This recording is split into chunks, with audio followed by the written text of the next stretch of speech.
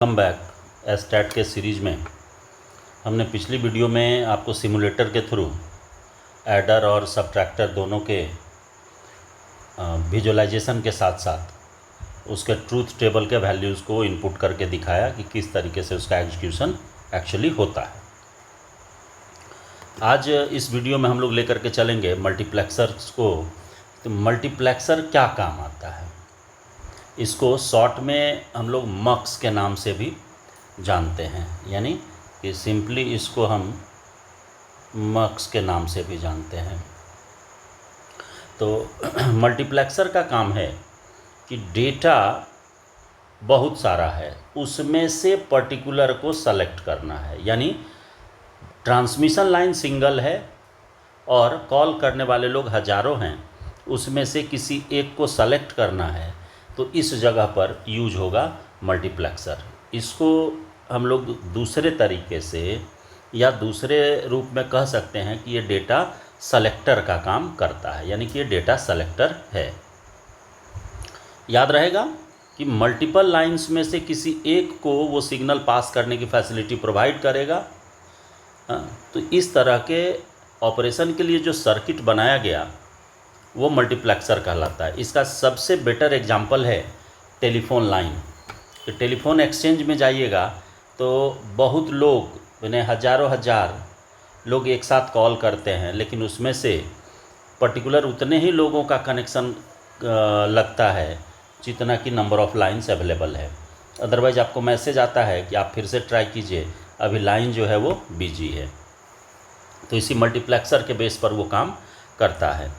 तो चलिए इसको अब हम लोग डिफाइन करते हैं कि डिफिनेशन इसका क्या होगा मल्टीप्लेक्सर का। तो एक्चुअली मल्टीप्लेक्सर जो है वो है कि मैनी इनटू वन की बात करता है, यानी बहुत सारे में से किसी एक की बात करता है। तो सिंपली इसको डिफाइन करेंगे तो डिफिनेशन में हम लोग लेकर के चलेंगे कि the term multiplexer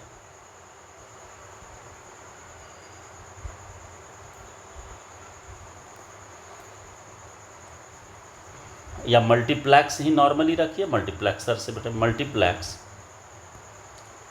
means many into one, यानी बहुत सारे में से किसी एक को निकालना, ये आपका मल्टीप्लेक्सर का काम है। Multiplexer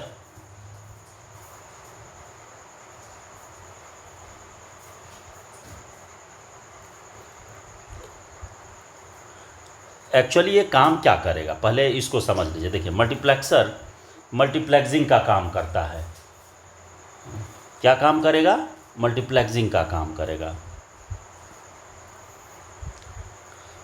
multiplexing is the process of transmission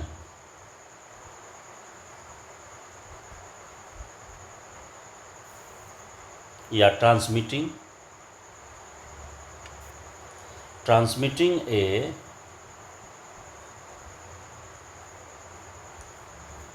large number of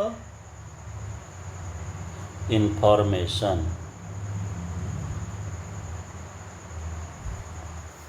over a single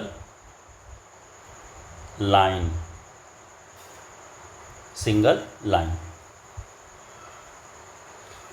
actually जो मल्टीप्लेक्सर है वो क्या है? कॉम्बिनेशनल सर्किट है। ए मक्स इज, मक्स समझ रहे हैं, multiplexer A combinational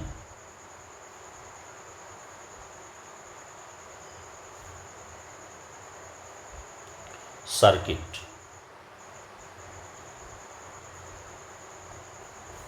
that selects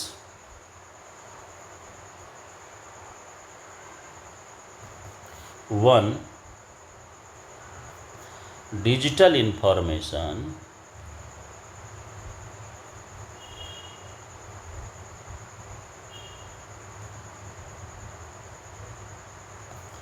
from several sources and transmits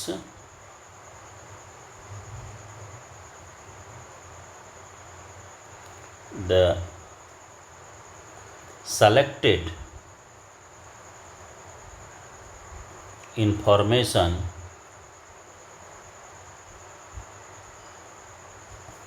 on a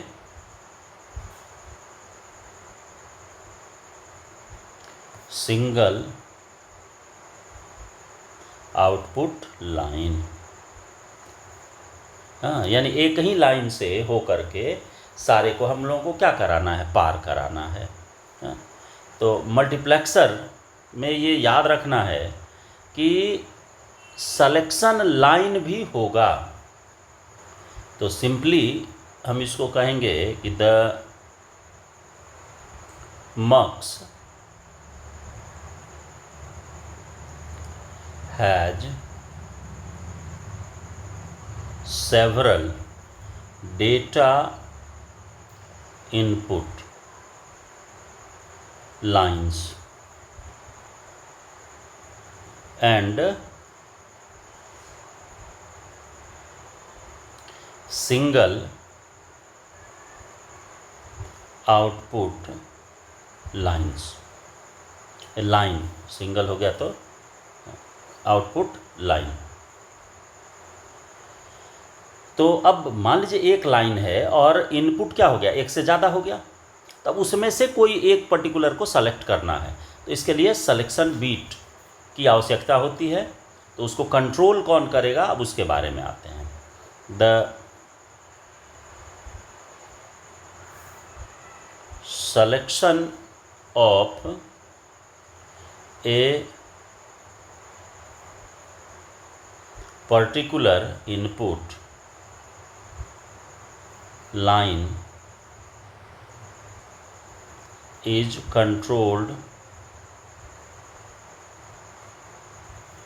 by a set of selected lines। क्या होगा, एक सेलेक्टेड लाइंस होगा। ठीक है, तो इसका अब देखिए, अब हम लोग ब्लॉक डायग्राम पहले देखेंगे। ब्लॉक डायग्राम के बाद ही आप इसको अच्छे तरीके से समझ सकते हैं। तो देखिए, मान लीजिए कि ये मेरा मल्टीप्लेक्सर है। हमने एक रफ आइडिया आपको दिया। तो मक्स, और इसमें दो लाइन या दो तरह के लाइंस होने चाहिए। डॉट डॉट दे दिया, और लास्ट में भी हमने इसी तरह से लाइनिंग दिया। तो ये लाइन जो है, ये सारा, ये मान लेते हैं कि n इनपुट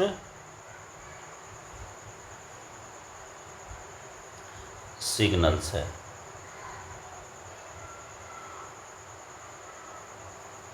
और इसी को सेलेक्ट करने के लिए हमको सिलेक्शन बीट की आवश्यकता पड़ेगी। तो ये जो हो गया, ये हमारा ऊपर वाला, ये कहलाएगा पूरा कि सिलेक्शन लाइन है ये, या सिलेक्शन सिग्नल है। तो इसको n से रिप्रेजेंट किए, तो इसको m से कर देते हैं, सेलेक्ट सिग्नल।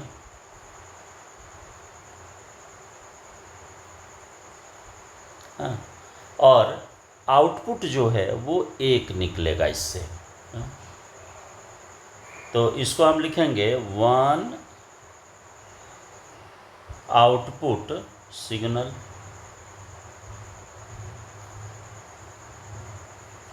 तो देखिए, इनपुट हो गया n, सिलेक्शन बीट हो जाएगा m, और आउटपुट हो गया 1, एक अकेला, हाँ? एक आउटपुट होगा। तो अब यहाँ पर आपको ये तो लग रहा होगा ना कि आखिर m कितना होगा, n कितना होगा। तो अब इसका भी अपना एक कैलकुलेशन है कि कितने n पर कितना m लगेगा, यानी कि कितने बीट के मल्टीप्लेक्सर के साथ कितने बीट का सेलेक्टर यूज होगा, इसके बारे में अब हम लोगों को जानना पड़ेगा। तो सिंपली हम ये कहेंगे इसमें सिलेक्शन बीट के बारे में कि if the number of n input lines is equal to 2 to the power n, या 2 to the power m कर दो, m। हाँ, ये क्या है? देखिए n इनपुट लाइन है और इस पर 2 पर पावर कितना हो गया, m हो गया। तो 2 पर पावर m का मतलब क्या होता है कि m जो है ये सिलेक्शन बीट है। अब सिलेक्शन बीट का कैलकुलेशन क्या है, देन आगे लिखिए, देखिए इसको, then m select lines are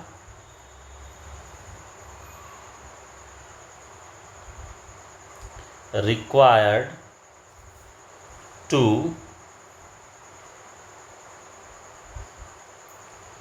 select one of the n input line, माने उस n इनपुट लाइन में से हम क्या करेंगे, एगो को सेलेक्ट करेंगे। फॉर एग्जाम्पल मान लीजिए 4 लाइन इनपुट है, यानी कि 4 लाइन इनपुट है। बात को ध्यान दीजिएगा, यानी 4 इनपुट सिग्नल है।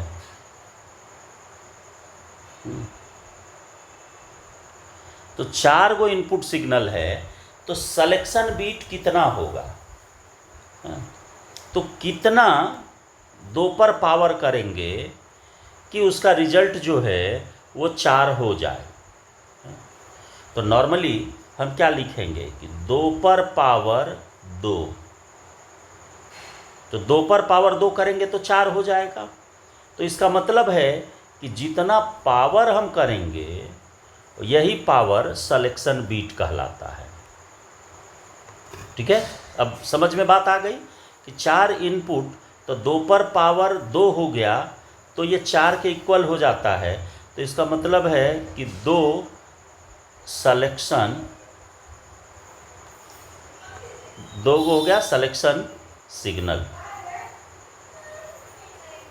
हाँ, इसी तरीके से यदि मान लीजिए कि 8 बीट, यानी कि एक output of one output of 8 input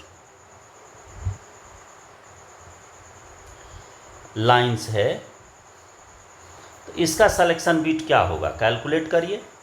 तो देखिए क्या लिखेंगे इसको, 2 पर पावर 3, तो यानी कि 3 सिलेक्शन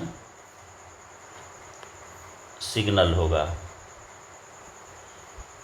अब ये तो कैलकुलेशन पता चल गया कि 8 इनपुट यदि है, 8 लाइन, तो सिलेक्शन के लिए हम यूज करेंगे कितना, तो 2 पर पावर 3 बराबर 8 हो जाएगा। तो इसका मतलब है कि 3 सिलेक्शन सिग्नल यूज किया जाएगा यदि 8 बीट का मल्टीप्लेक्सर, यानी 8 इनपुट लाइंस के लिए मल्टीप्लेक्सर हम बनाते हैं। तो अब इसी के बेस पर यदि मान लीजिए कि आपको जो पहला वाला है यानी कि 4 इनपुट वाले मल्टीप्लेक्सर को यदि डिजाइन करें तो क्या होगा। तो देखिए कि जैसे मान लीजिए कि 4 बीट हमको इनपुट करना है, तो 4 बीट इनपुट करना है तो उसमें से 2 बीट सलेक्शन बीट भी होगा, क्योंकि 2 पर पावर 2 इक्वल टू 4 होता है। तो 4 इनपुट तो 2 को सलेक्शन बीट होगा, ये तो क्लियर है। तो उसको कैसे ऐड करेंगे, किस तरीके से उसको हम ट्रूथ टेबल के बेस पर सलेक्शन बीट में डालेंगे, इसको समझिए। देखिए तो 2 बीट हो गया, तो सिंपली हम क्या लिखे उसका ट्रूथ टेबल बनाएंगे। इसको देखिए, ये यदि समझ गए तो कनेक्शन समझ में आ जाएगा। तो ऊपर एक हम इनपुट के लिए लेकर के चलते हैं 2 गो, यानी डेटा सेलेक्ट इनपुट्स ऊपर लिखेंगे।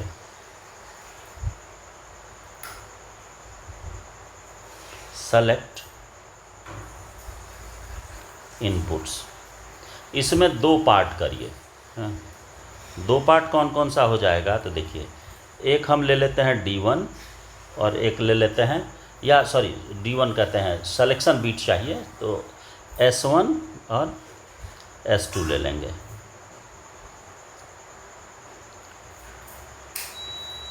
S1 और S2, और इधर जो है ये आउटपुट के लिए रहेगा, आउटपुट के लिए। तो आउटपुट को हम रिप्रेजेंट यदि Y से करें तो देखिए आप 2 बीट बाइनरी वाला सारा वैल्यू लिख दीजिए। तो 0 0, तो आउटपुट भी आउटपुट हो जाएगा D0 से। 0 1 D1, 1 0 D2, 1 और 1 D3। देखिए ये इसका सबसे आसान तरीका हम आपको टेबुलर फॉर्मेट के थ्रू बता रहे हैं। यदि इसको आप समझ गए, सिंपली 2 बीट का है तो 2 बीट लिख दीजिए, इधर कितना इनपुट लाइंस है उसको D नोट से शुरू किए, D note D1 D2 D3, इसको आप लिख दीजिए। अब देखिए, अब इसका किस तरीके से आप डायग्राम बनाइएगा, इसको आप आइए लेकर के पहले ब्लॉक डायग्राम बनाते हैं इसका। तो ब्लॉक डायग्राम बनाइएगा तो देखिए इसको इस तरीके से हम लोग रिप्रेजेंट कर सकते हैं, ये ज़्यादा बेटर होता है।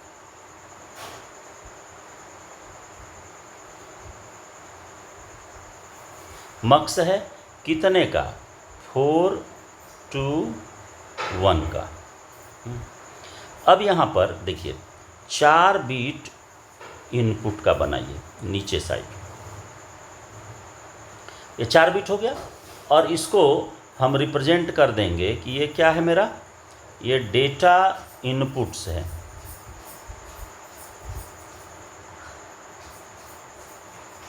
डेटा इनपुट्स है, इसको यदि हम रिप्रेजेंट करेंगे तो लिखेंगे क्या, D note D1 D2 D3। अब देखिए 2 बीट सलेक्शन बीट भी होगा, ये भी आपको पहले बता दिए हैं, इसको ऊपर लिख देंगे। तो ये क्या है, ये है मेरा सलेक्शन बीट, यानी कि सेलेक्ट, और सेलेक्ट कौन सा, इनपुट, जो इनपुट हम दे रहे हैं उसमें से सेलेक्ट करेगा। तो इसको हम रिप्रेजेंट कैसे करेंगे, तो S1 S2। ये क्लियर हो गया। अब देखिए मक्स आपको बता ही दिया कि 4 2 1 का है, और अब एक लाइन यहाँ से आउटपुट के लिए ले लीजिए, ये Y। तो Y क्या हो गया, डेटा आउटपुट, ये हो गया। तो इसको हम लोग कहेंगे लॉजिक सिंबल है, किसका, मक्स का, 4 2 1 का ये लॉजिक सिंबल। अब इसके बेस पर और ट्रूथ टेबल के बेस पर चलिए अब इसका कैसे डायग्राम बनेगा इसको लेकर के आते हैं। कंपोनेंट कौन कौन सा लगेगा, तो देखिए सबसे पहला काम कीजिए कि आप यहाँ कितना बीट आपको लेना है, 1 2 3 4, 4 हो जाएगा। तो 4 को ले लीजिए एंड गेट, 1 2 3 4। अब देखिए, और इस चारों को और से आप कनेक्ट करिए, क्योंकि इसमें से किसी एक लाइन का सिलेक्शन होना है, इसीलिए चारों को लेकर के चले। ये हो गया। अब देखिए, तो ये मेरा y हो गया। अब इसका कनेक्शन कैसे होगा इसको समझिए। देखिए, सबसे पहला काम कीजिए कि सब में एक बिट ओरिजिनल जोड़ दीजिए। D0 D1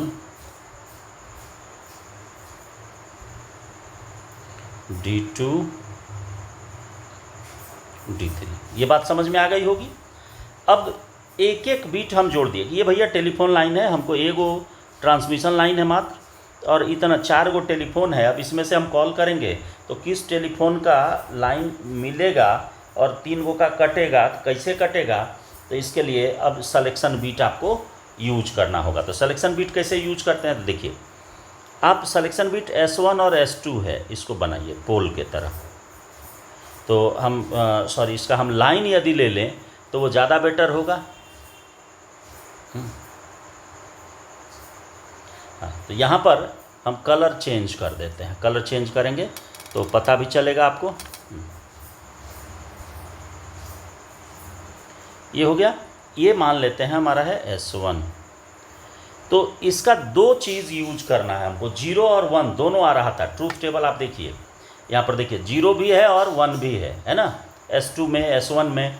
तो इसका हम क्या करेंगे, कंपोनेंट बने उल्टा करने के लिए नोट गेट लगा देंगे, यानी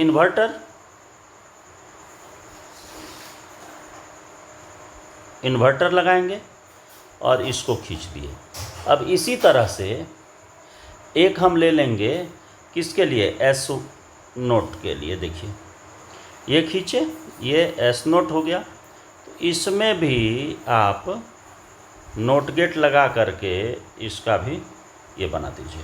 अब देखिए, अब यहाँ पर हम कनेक्शन करेंगे। कनेक्शन कैसे करेंगे इसको समझिए। देखिए, पहला वाले में क्या है कि S1 और S2 दोनों किससे जुड़ रहा है, 0 0 वाले से। तो 0 का मतलब होता है कि जो कॉम्प्लीमेंट लाइन है उस कॉम्प्लीमेंट लाइन से ऐड करिए। तो देखिए, कॉम्प्लीमेंट लाइन से ऐड करेंगे तो यहाँ ऐड करना होगा, ये जोड़े, और इसका कॉम्प्लीमेंट लाइन ये है। खाली थोड़ा सा टेबल पे ध्यान दीजिएगा ना तो ये समझ में आ जाएगा। देखिए, दूसरा वाले में क्या कहता है कि D2 D1 में जुड़ेगा, एगो कॉम्प्लीमेंट है, एगो ओरिजिनल है। ओरिजिनल कौन सा है, यदि हम इसको ऐसे लिखते, ये थोड़ा सा उल्टा हम लिख दिए, इसको सीधा कर दीजिए, इसको कर दीजिए S1 है ना, इसको नोट कर दीजिए सीधा।